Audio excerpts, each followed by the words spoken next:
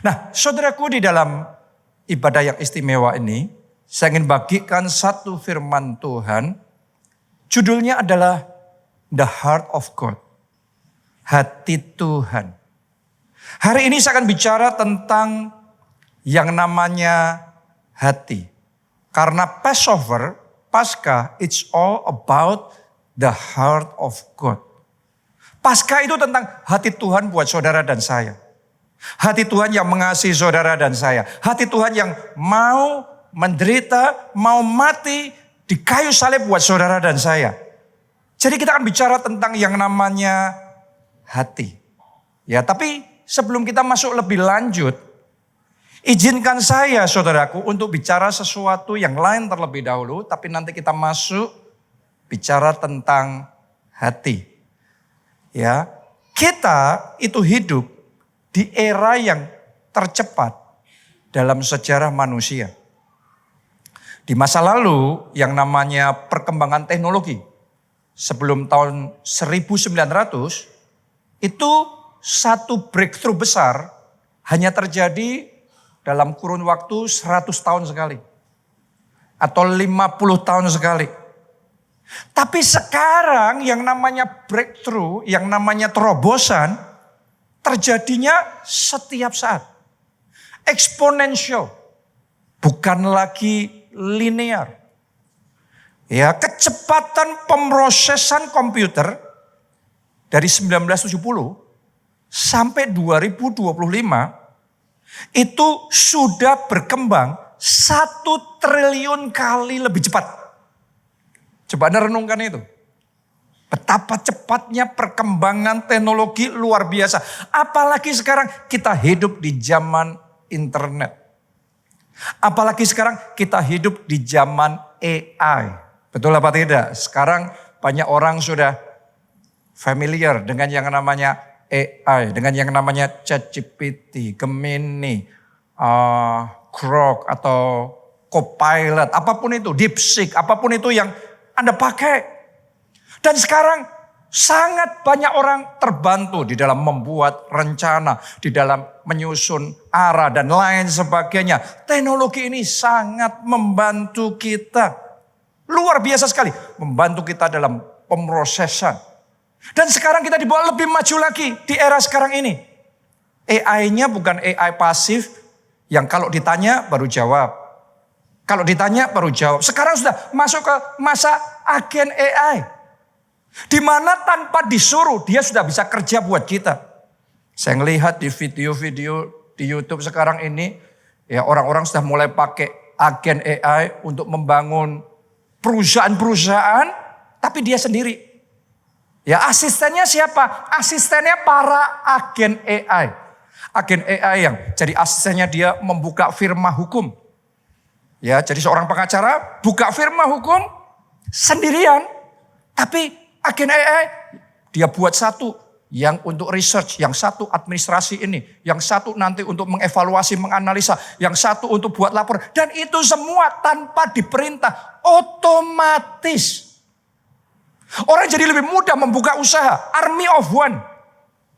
Pasukannya satu sendiri dibantu dengan banyak agen AI bisa mengoperasikan perusahaan marketing yang besar, perusahaan hukum yang luar biasa. Dan berbagai macam unit-unit yang lainnya yang tidak terpikirkan dulu bisa dilakukan. Sekarang bukan akan bisa. Sekarang sedang terjadi. Perubahan cepat sekali. Tapi saya mau ngomong begini sama saudara. Dengan semua kecanggihan. Dengan semua kehebatan teknologi manusia AI zaman sekarang ini. Banyak orang takut bakal tergantikan sama AI. Apalagi orang semakin belajar AI. Semakin takut. Karena besok segala jenis pekerjaan bisa digantikan oleh AI. Jadi saya kerja apa? Saya mau ngomong sama saudara. Jangan khawatir. Amin. Tuhan pegang hari esok. Hari esok ada di bawah kontrol dan kendali Tuhan. Dan untuk hidup saudara-saudara jemaat GKA di sini dan juga Anda yang mengikuti secara online. Saya mau katakan all is well. Semuanya akan baik, Tuhan akan pelihara, Tuhan akan mengasihi, dan Tuhan akan memberkati saudara. Amin. Nah, tapi satu hal gini. Dengan semua kemajuan teknologi manusia itu, AI yang sekarang luar biasa, robotika yang luar biasa itu, saya mau katakan sama saudara, ada satu hal yang AI tidak bisa punya. Namanya adalah hati. Oke? Dia bisa melakukan semua pekerjaan, semuanya dengan luar biasa, lebih hebat dari manusia. Tapi AI tidak bisa tersentuh. AI tidak bisa mengasihi saudara. AI tidak bisa jatuh cinta. Benar? AI tidak bisa simpatik, empati dengan saudara. Karena AI itu data. Semuanya pokok intinya memproses data. AI tidak punya roh, AI tidak mempunyai jiwa, AI tidak mempunyai hati. Tapi saudara dan saya, kita diciptakan menurut gambar dan rupa Allah. Dan satu hal yang membedakan manusia secara luar biasa, Anda dan saya diberikan hati. Mari kita mengucap syukur dan kita kasih tepuk tangan yang paling meriah buat Tuhan yang memberikan yang luar biasa buat kita. Karena itu, buat kita yang sudah dikasih hati, saya mau ngomong, jangan sampai kehilangan hati. Alkitab katakan, jagalah hatimu dengan segala kewaspadaan. Di momen Jumat Agung ini, saya mau katakan jangan sampai kehilangan hati. Bapak-bapak, ibu-ibu, para orang tua, jangan sampai kehilangan hati yang mengasihi anak-anak saudara. Tanpa hati seperti itu, keluarga jadi dingin. Hubungan orang tua anak jadi hambar. Suami dan istri jangan kehilangan hati yang mencintai, yang peduli, yang perhatian satu dengan yang lain. AI nggak bisa perhatian sama saudara, betul? Tapi suami mencintai istri. Istri mencintai suami. Saya percaya suami-suami di tempat ini semuanya cinta istri. Istri-istrinya juga cinta suami. Ini pernikahannya indah. Heaven on earth, surga di bumi. Amin saudaraku. Anda di dalam bekerja, bekerjalah dengan hati. Kalau Anda bekerja tanpa hati, pekerjaan jadi beban. Cepat burn out. Yang student, pelajar, mahasiswa, studinya dengan hati. Kalau enggak hambar semuanya. Jadi apapun itu yang Anda lakukan, lakukan dengan hati. Apalagi nanti ke depan ya, di zaman teknologi seperti sekarang ini, hati yang akan menjadi pembeda terbesar. Hati yang tidak dipunyai oleh AI. Kalau Anda cuma melakukan tugas, dilakukan ngasal, maka saya mau ngomong sama saudara, gampang sekali kita tergantikan sama AI. Kenapa? Yang penting AI bisa. Semuanya juga bisa dia lakukan. Tapi yang gak bisa, hati. Dan hari ini sementara kita merayakan ibadah Jumat Agung ini, saya berdoa bukan hati yang biasa. Saya berdoa, the heart of God, hati Allah yang akan diimpartasikan, hati Allah yang akan menyegarkan, hati Allah yang akan membaharui, hati Allah yang akan menguatkan saudara. Kita kasih tepuk tangannya yang paling meriah buat Tuhan kita. Kalau Anda mau berhasil, Anda mau maju dalam hidup saudara, hiduplah dengan hati. Coba ya kita ngelihat satu contoh tentang Daud. Kenapa kok dia bisa jadi raja yang berhasil? Semua raja, banyak raja Israel yang dicatat dalam Alkitab. Tapi apa yang membedakan Daud dari yang lainnya? Mazmur 78 ayat 72. Ditulis begini. Ia menggembalakan mereka dengan apa? Ketulusan hatinya. Dan menuntun mereka dengan kecakapan tangannya. Jadi ternyata untuk menjadi pemimpin yang berhasil, orang yang berhasil butuh dua. Yang satu kecakapan tangannya. Butuh Anda harus skillful. Butuh Anda harus hebat di dalam pekerjaan saudara, mempertajam dan mengembangkan kemampuan, kepandaian saudara. Oke? Tapi jangan lupa, yang kedua, butuh yang namanya hati.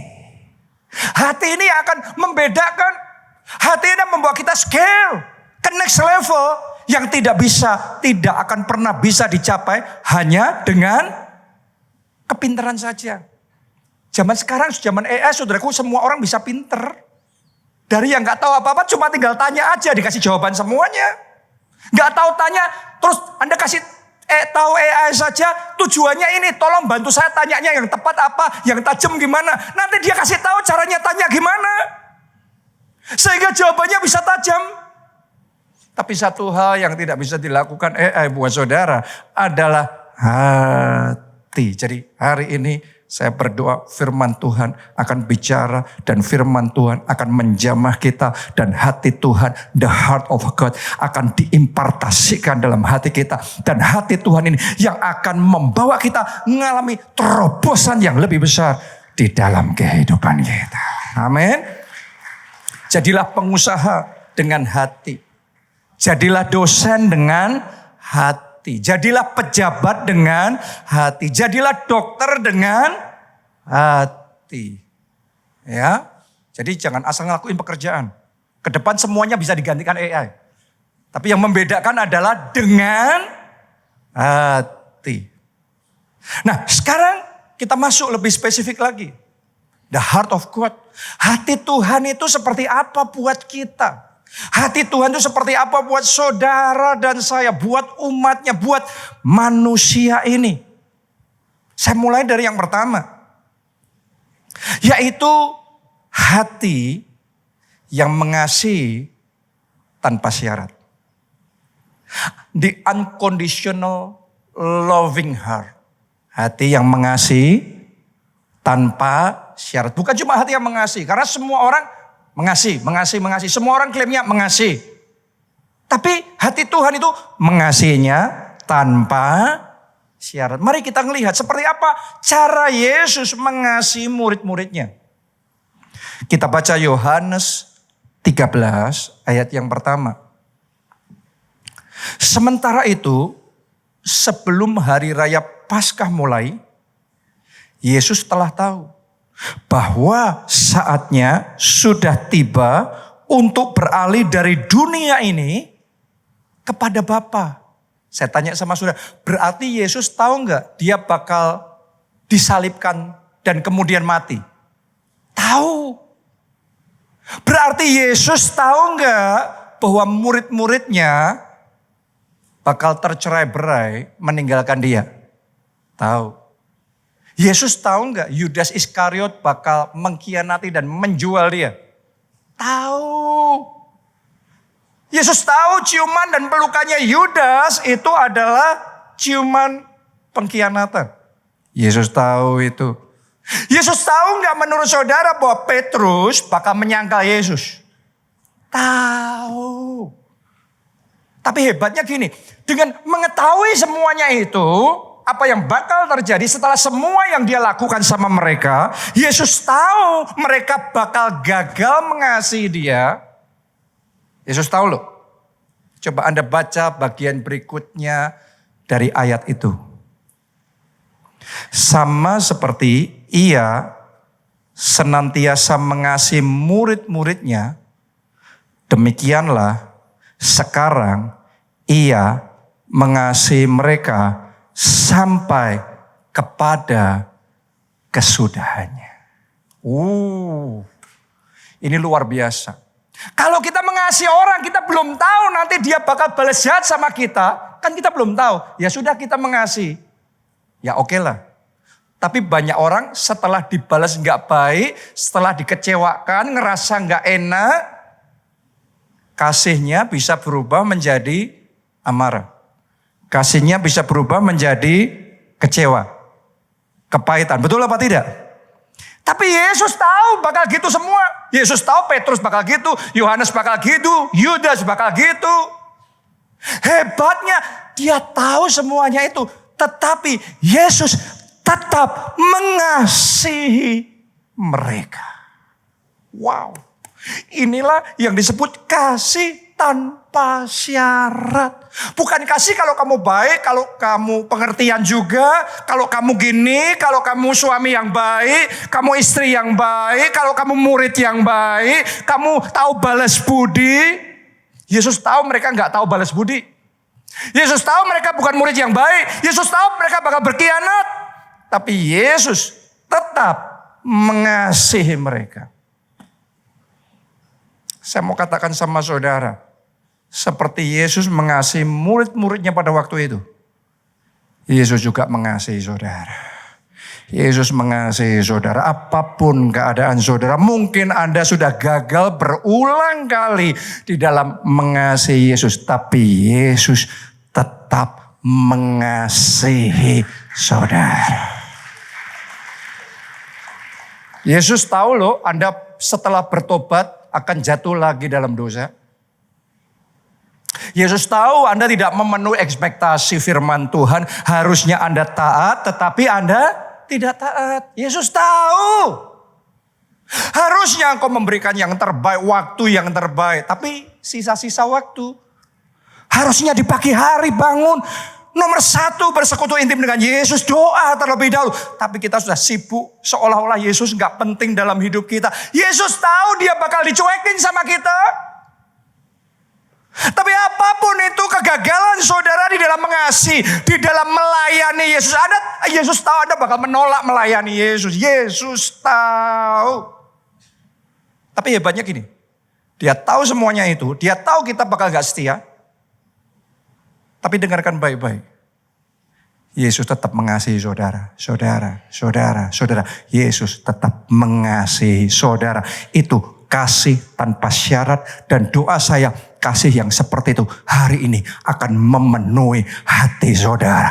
Anda disayangi Yesus bukan karena Anda sudah menjadi murid yang baik, bukan karena Anda berbuat baik. Yesus mengasihi saudara karena memang God is love. Hati Tuhan adalah kasih.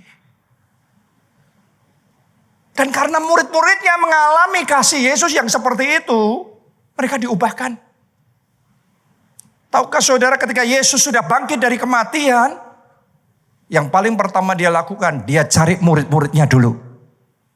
Banyak dari kita kadang-kadang kalau sudah dikecewakan, jaga jarak, betul apa tidak? Tapi Yesus langsung cari murid-muridnya. Petrus yang sudah menyangkal Yesus, yang merasa tidak layak.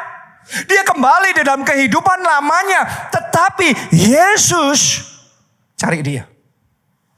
Yesus bahkan buatkan ikan dan roti bakar buat Petrus. Anda masih ingat itu?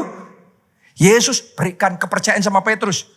Petrus, gembalakanlah domba-dombaku. Yesus kasih kunci kerajaan surga kepada Petrus.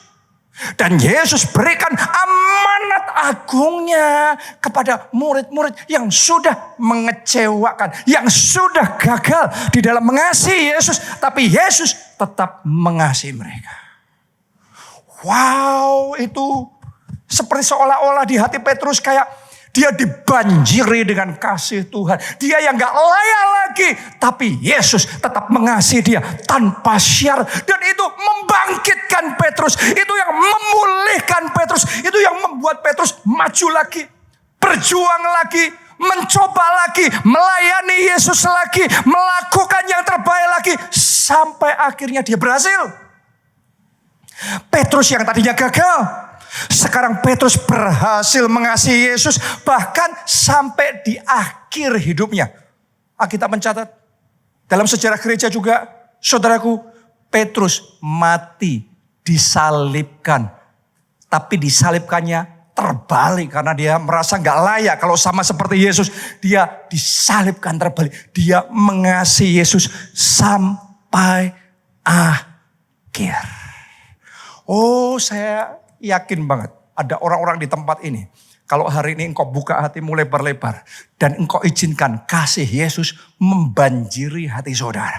Kasih itu akan memulihkan saudara. Kasih itu akan jadi kekuatan yang luar biasa. Kasih itu yang akan menarik Anda kembali mendekat kepada Tuhan. Kembali untuk memulai hubungan pribadi dengan Tuhan. Kembali kembali untuk maju beribadah, maju di dalam melayani Tuhan kembali. Dan saya mau katakan akan ada terobosan terjadi. Anda tidak akan gagal lagi, Anda akan berhasil. Katakan amin saudaraku. Kita kasih tepuk tangannya yang paling meriah buat Tuhan kita. Amin. Saya berdoa Anda berhasil membangun hubungan pribadi yang konsisten sama Tuhan. Saya berdoa Anda berhasil membangun mezbah doa dalam hidup saudara. Saya berdoa Anda berhasil taat firman Tuhan. Boleh katakan amin. Saya berdoa Anda berhasil jadi suami yang baik. Berhasil jadi istri yang baik. Berhasil jadi anak yang baik. Berhasil jadi orang tua yang baik. Berhasil jadi anak Tuhan yang baik. Tepuk tangannya yang paling meriah buat Tuhan kita. Ada satu momen dalam hidup saya melakukan kesalahan berulang-ulang. Jatuh bangun di dalam kekonyolan. Dan hidup di luar perkenanan Tuhan. Bertobat janji-janji sama Tuhan. Tuhan, kesempatan Tuhan. Sekali lagi Tuhan. Tapi gitu lagi. Dan terus sampai di satu titik di mana saya tuh sudah give up on myself. Saya sudah kayak menyerah sama diri saya sendiri. Ibaratnya kalau saya jadi Tuhan, saya pun gak akan mungkin mau menerima diri saya sendiri. Itu adalah momen penentuan di mana saya sempat berpikir untuk meninggalkan panggilan Tuhan, meninggalkan semuanya. Saya pikir saya sudah tidak ada harapan lagi. Tapi yang luar biasa yang saya alami, bukannya saya dibuang sama Tuhan, bukannya saya ditolak, dipotong sama Tuhan. Tapi saya terima pengampunan yang daripada Tuhan. Saya terima kepercayaan, saya diberikan Tuhan kesempatan yang baru. Tuhan bukannya buang saya, Tuhan malah mengurapi saya lagi. Tuhan memakai saya lebih besar lagi. Tuhan memberkati saya berlimpah-limpah. Itu kayak membuat saya ternganga, melongo, terheran-heran. Dan saya ngerasain di hati saya dibanjiri dengan kasih Tuhan. Saya yang tadinya sudah mau meninggalkan panggilan, rencana Tuhan dalam hidup saya. Karena ngerasa betapa besar kasih Tuhan itu. Itu membangkitkan saya, memberi kekuatan kepada saya. Bukannya ninggalin Tuhan, saya tambah all out buat Tuhan. Saya tambah gila-gilaan buat Tuhan. Saya memberikan yang terbaik segalanya buat Tuhan. That is the power of unconditional love. Itu adalah kekuatan kasih tanpa syarat. Hari ini Anda dikasihi Tuhan. Tuhan cinta saudara tanpa syarat. Buka hati saudara dan izinkan kasihnya itu masuk dan memenuhi hati saudara. Amin. Yang kedua, hati Tuhan adalah hati yang peduli. Hati yang care. He cares for you. He cares for me. Dia peduli sama kita. Dia bukan cuma ngomong sayang-sayang aja. No. Dia peduli sama saudara. Dia peduli sama keluargamu. Dia peduli sama hari esokmu. Dia peduli ketika engkau melalui semua kesulitan dan kesusahan. Saya mau katakan sama saudara. He cares for you. Mari kita baca Yohanes 19 ayat 26 sampai 27. Ini momen final penyaliban Yesus. Dia di kayu salib. Saya bacakan. Ketika Yesus melihat ibunya, yaitu Maria, dan murid yang dikasihinya, yaitu siapa? Yohanes. Di sampingnya. Berkatalah ia kepada ibunya, "Ibu, inilah anakmu." Kemudian katanya kepada muridnya, "Inilah ibumu." Dan sejak saat itu murid itu menerima dia di dalam rumahnya. Sampai di situ pembacaan kita. Saudaraku, Yesus mikirin ibunya, mamanya. Yesus mikirin Maria, Yesus mikirin Yohanes, muridnya. Itu bukan saat dia dalam kondisi yang tenang. dalam kondisi yang baik, saat dia bisa berpikir normal, saat dia merasa nyaman, saat everything semuanya berjalan dengan baik. No, Yesus ngomong ini saat dia tergantung di kayu salib. Saat dia diludahi, dihajar, dimahkotai duri, darahnya mengucur, dan dia di ambang batas kekuatannya. Sebentar lagi lewat. Orang saudaraku kalau kondisinya sudah separah itu, sudah gak mikirin orang lain. Bener gak? Kita aja kalau lagi susah, ngapain mikirin orang lain? Mikirin diri sendiri. Tapi Yesus ketika berkata-kata, dia bukan berkata-kata untuk dirinya sendiri. Dia bukan berkata-kata untuk mengeluh keadaannya betapa dia sakit. Tapi ketika dia tergantung di kayu salib, di momen final itu dia ngelihat mamanya, dia ngelihat muridnya, dia masih mikirin mereka. Saya mau ngomong sama saudara, nggak bisa tidak. Itu cuma satu. Karena hati Yesus, hati yang peduli. Hari ini saya mau katakan sama saudara, dia peduli hidup saudara. Dia peduli hari esok saudara. Dia peduli ketika kau melalui segala kesulitan hidup itu. Yesus peduli. Amin. Haleluya. Yesus peduli. Kadang dalam hidup saya merenungkan perjalanan hidup saya, keluarga saya. Dan saya semakin merasa bagaimana Tuhan itu peduli sama saya. Kalau saya ngerenung tentang papa saya, diizinkan ngalami masalah rambut rontok. Anda yang pernah dengar kesaksian Pak Obaja. Ngalami persoalan yang susah itu. Tapi melalui itu semuanya, akhirnya Pak Obaja bertobat, terima Yesus sebagai Tuhan dan Juru Selamat, dan diselamatkan. Buat saya, it speaks only one thing. He cares. Dia peduli. Mama saya, saudaraku, dari keluarga yang sangat sederhana. Dari keluarga yang sangat terbatas. Tapi Tuhan persatukan sama papa saya di dalam pernikahan karena Tuhan punya rencana. Tuhan peduli. Ketika mereka menikah, setelah itu mama saya hamil. Dan diizinkan ngalami keguguran. Anak pertama keguguran sampai dokter ngomong kamu harus cepat berusaha punya anak lagi. Karena kalau tidak bakal susah untuk bisa punya anak. Gara-gara itu papa mama saya berseru-seru, Tuhan kasih anak. Dan kami bernasar, kami berjanji kalau Tuhan kasih anak, anak itu milik Tuhan.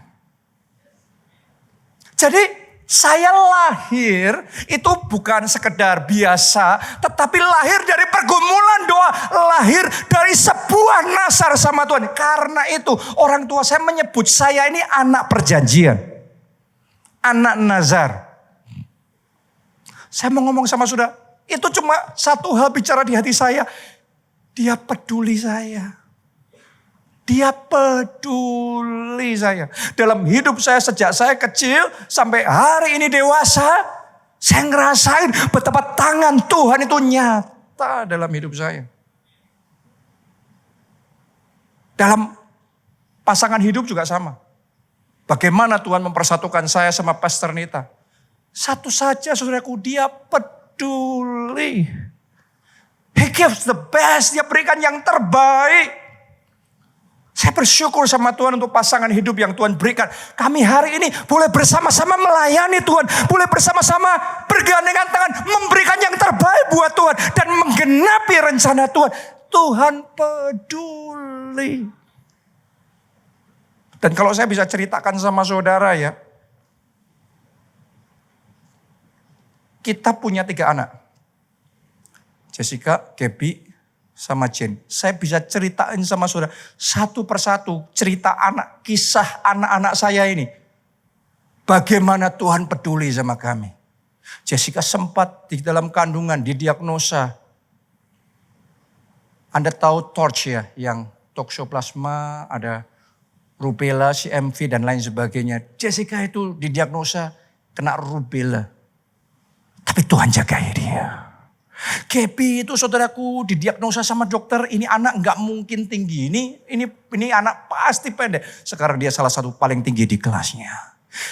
Jen, Anda kalau ada yang ingat ya dulu waktu kita ngalami itu bagaimana waktu itu nggak sadar, tapi air ketubannya sudah merembes, nggak sadar. Kalau ngikutin HPL-nya yang ditetapkan dokter, Jen itu sudah nggak ada, saudara. Entah gimana ada dorongan Roh Kudus untuk Punita cepat ke rumah sakit. Dokter ngomong ngapain kamu datang? Gak apa-apa dok, cek aja. Dokternya yang kaget. Dan karena itu anak kami yang ketiga selamat.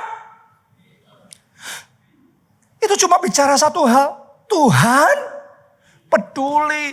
Saya sebagai hamba Tuhan di dalam pelayanan banyak kesulitan yang saya hadapi. Banyak urusan macam-macam yang saya ngerasa kadang-kadang di luar kemampuan saya. Tapi dalam semuanya itu saya bersaksi sama saudara. Allah turut bekerja dalam segala perkara untuk mendatangkan kebaikan. Karena satu hal, Tuhan peduli. Bahkan kalau saya bisa ngomong sama saudara, bukan hanya dalam hal-hal yang happy ending seperti yang tadi saya ceritakan. Ada kalanya kita juga ngalami hal-hal yang sampai sekarang kita nggak bisa jelasin. Ada waktunya saya juga ngalami kena tipu dan kerugian yang sangat menyakitkan. Dan saya nggak bisa jelasin. Ada waktunya di mana kami sebenarnya kehilangan anak yang kedua. Punita itu pernah keguguran dan tidak tertolong. Tapi saya bersaksi sama saudara, dalam semuanya itu kita ngomong, Tuhan tetap peduli. Kita ngalami yang namanya kehilangan. Satu tempat yang sangat berharga. Dan itu sangat besar sekali. Diizinkan ngalami. Kita dibuang, ditinggalkan oleh orang-orang yang sangat kita sayangi. Seolah-olah kita nothing dan gak ada history di antara kita. Tapi saya mau katakan sama saudara, di dalam semuanya itu satu hal saja yang saya bisa katakan sama saudara, Tuhan tetap peduli. Hari ini apapun yang engkau alami, dalam keadaan yang baik, yang engkau bisa mengerti, dalam keadaan yang mungkin engkau gak bisa jelaskan, saya mau katakan hidupmu ini bukan sembarangan, hidupmu bukan kebetulan.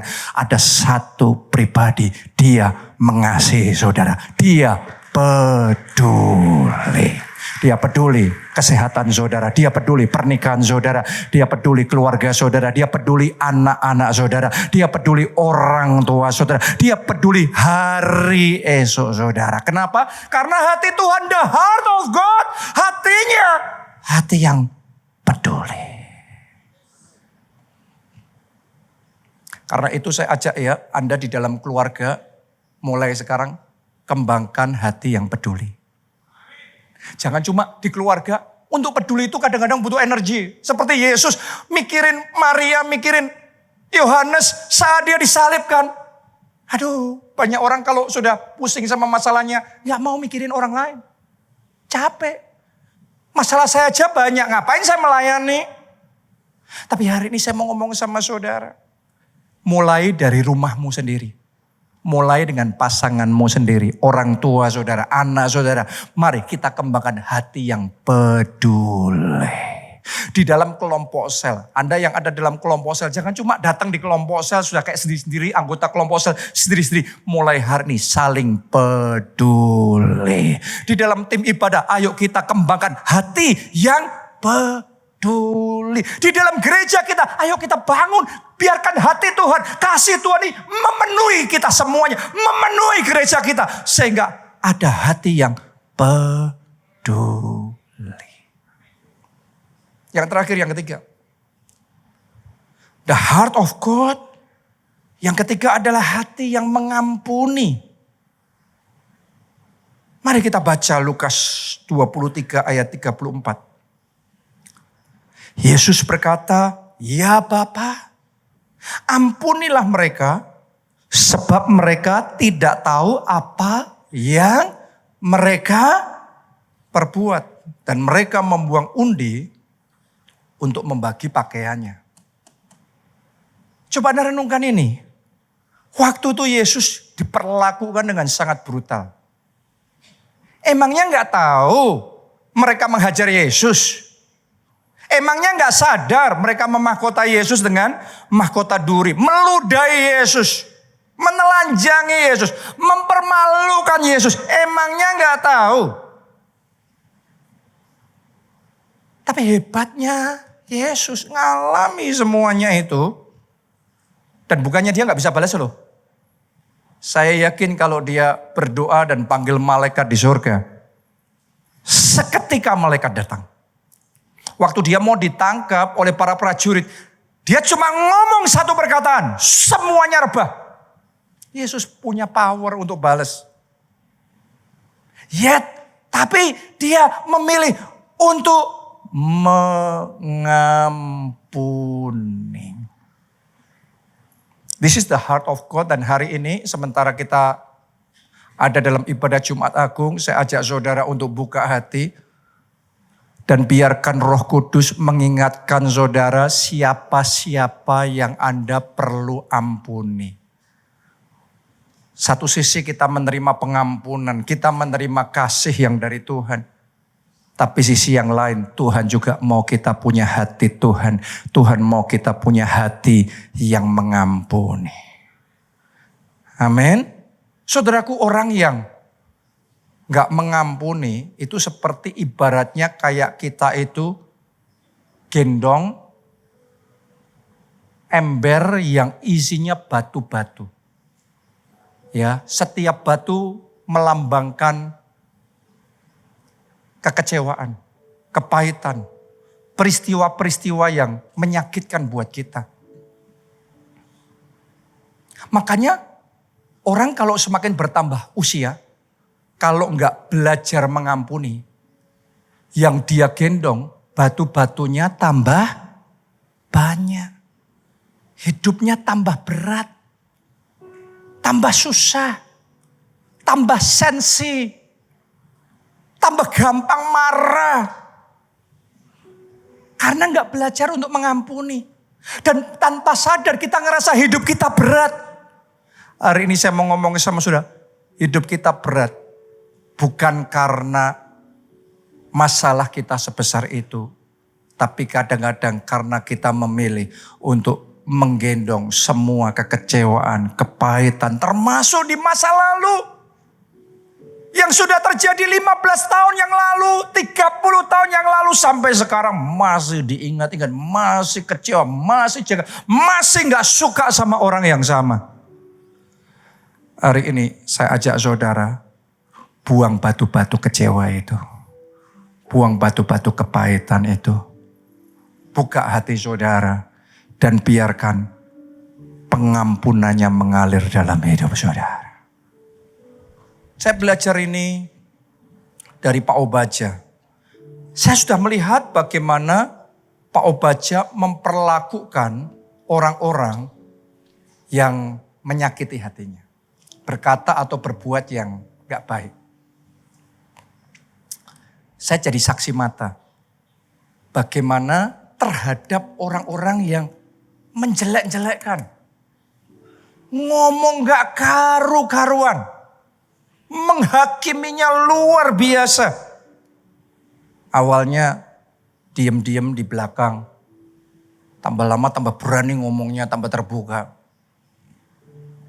Tapi yang luar biasa saudaraku, Pak Obaja tetap sabar, tetap mengasihi. Dan saya ngelihat sendiri ya, ada orang-orang sudah kayak gitu. Tapi herannya waktu kesulitan keuangan, datangnya sama Pak Obaja minta pertolongan. Gila kan saudaraku, sudah jelek-jelekin segila itu, tapi waktu kefefet, ya namanya the power of kefefet itu. Datangnya minta tolong sama Pak Obaja. Tapi yang membuat saya gak habis ngerti, Pak Obaja nolongin juga. Saya kayak wow. Awalnya saya yang gak terima. Tapi saya mau ngomong sama saudara, itulah hati yang mengampuni. Waktu gereja kita pertama kali mulai, sebenarnya gereja kita itu dimulai bukan oleh Pak Obaja sendiri. Ada janjian beberapa orang. Dan dari beberapa orang ini sebenarnya tanggung jawab finansial Pak Obaja itu paling kecil.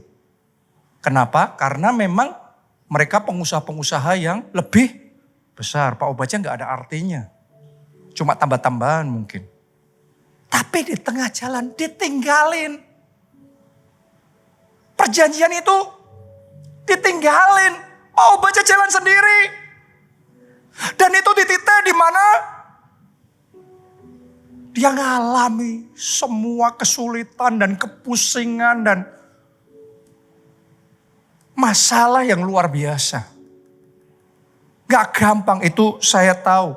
Dan saya masih ingat sebagai anak saudaraku, kan saya sedikit banyak ngerti juga kejadiannya waktu itu. Saya juga gak terima sama orang-orang itu.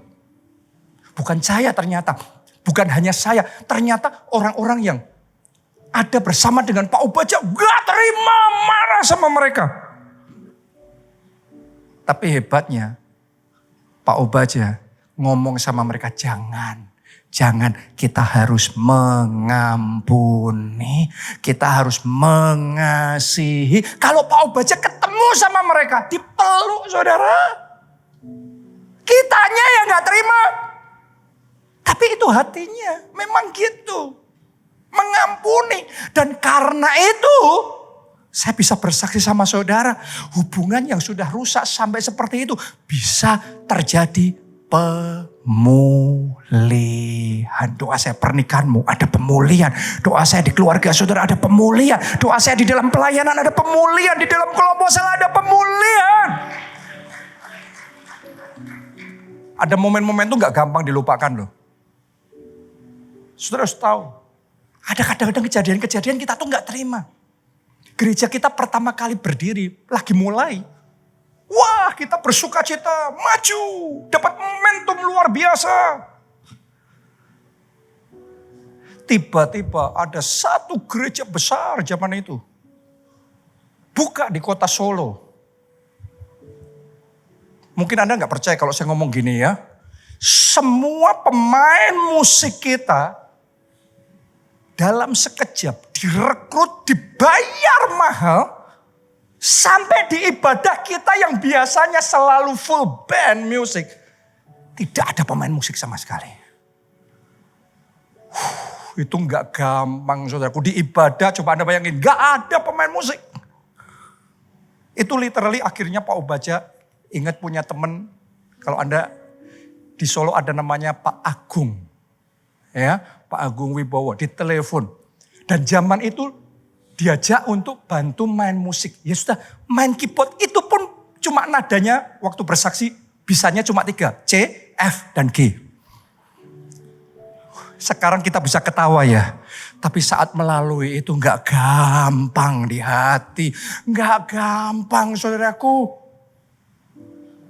Tapi hebatnya saya salut sama Bapak rohani kita, ngalami semuanya itu dan tidak menjadi pahit, ngalami semuanya itu dan tidak maki-maki, tapi ngalami semuanya itu mengambil keputusan mengampuni.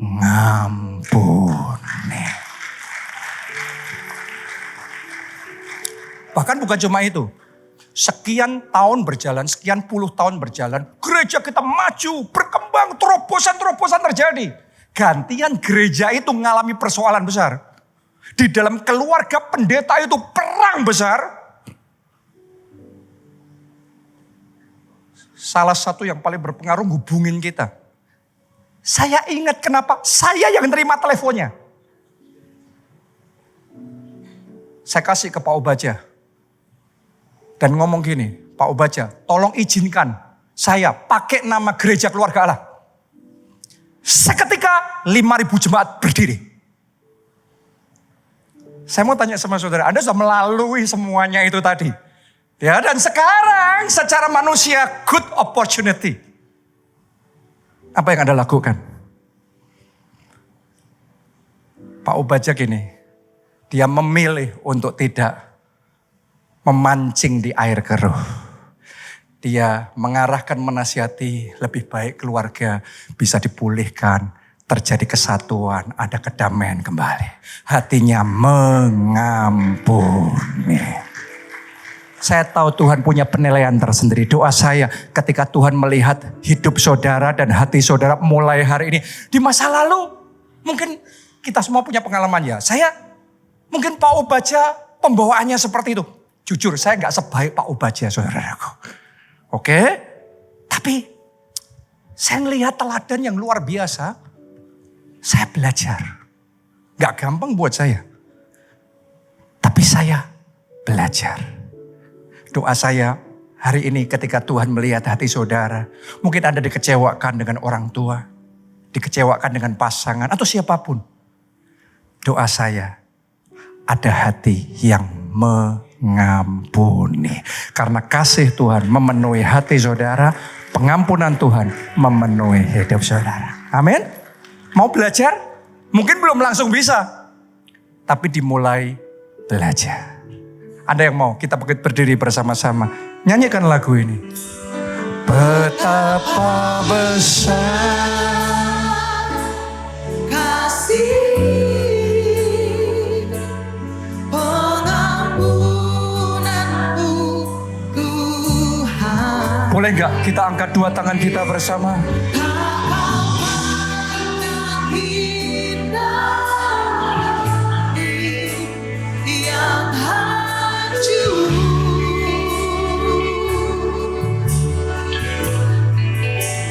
Ku berterima kasih kepadamu ya Tuhan. Pengampunan yang kau beri pulihkanku. Mari semuanya dengan segenap hati katakan. Betapa besar kasih pengampunanmu Tuhan. Tak kau pandang hina hati yang hancur.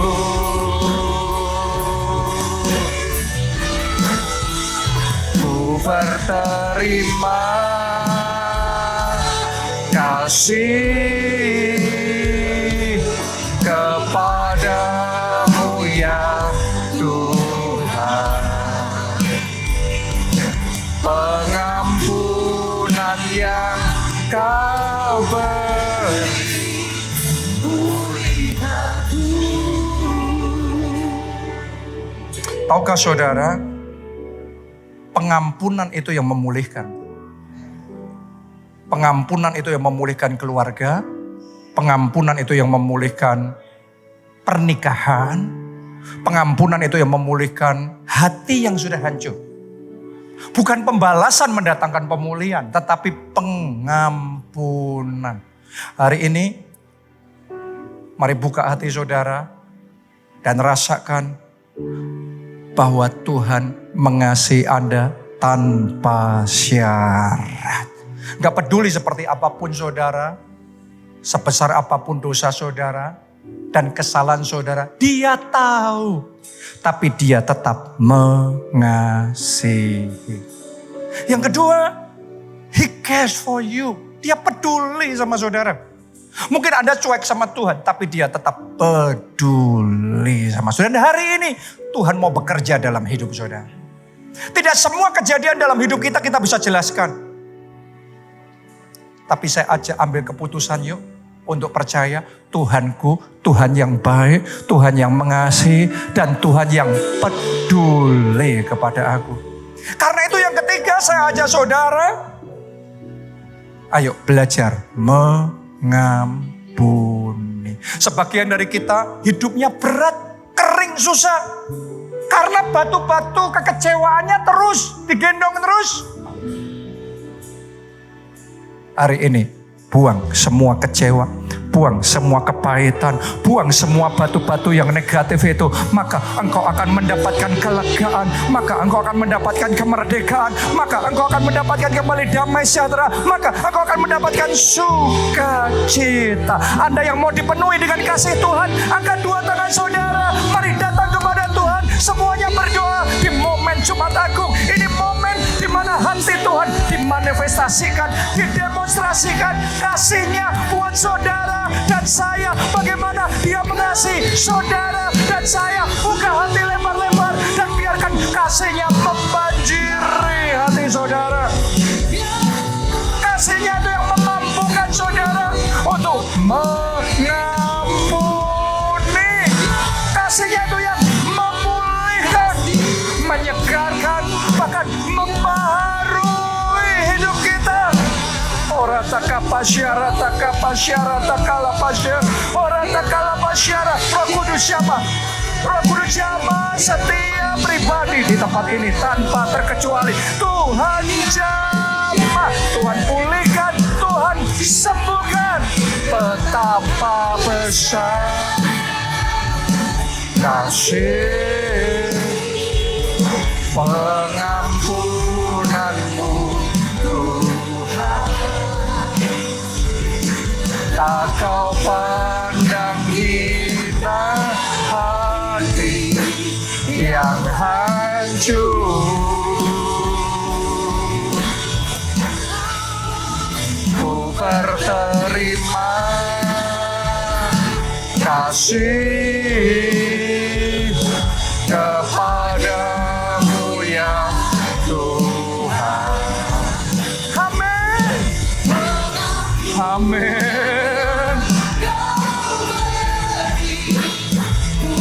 Sekarang cepat sendiri, cepat saja. Betapa besar, betapa besar.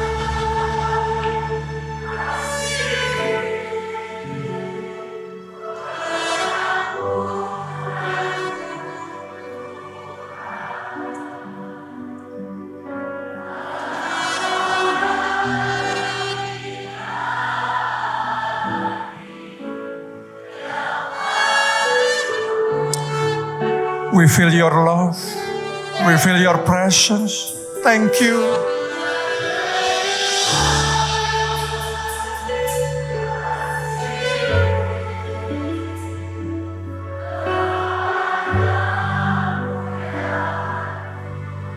Amin. Terima kasih Tuhan. Terima kasih Tuhan. Thank you. Thank you for your love. Thank you for your grace. Thank you Lord. Mari semuanya lambai-lambaikan tangan, katakan betapa besar kasih pengampunanmu Tuhan. Tak kau pandang hina hati yang hancur.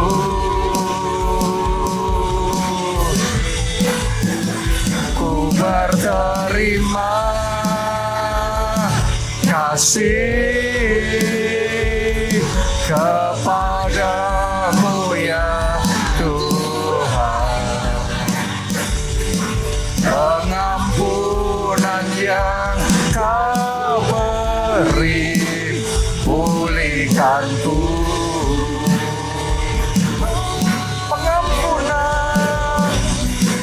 Pengampunan yang kau beri, pulihkan Tuhan. Mari yang terakhir, katakan pengampunanmu Tuhan. Pengampunan yang kau beri, pulihkanku. Haleluya. Terima kasih.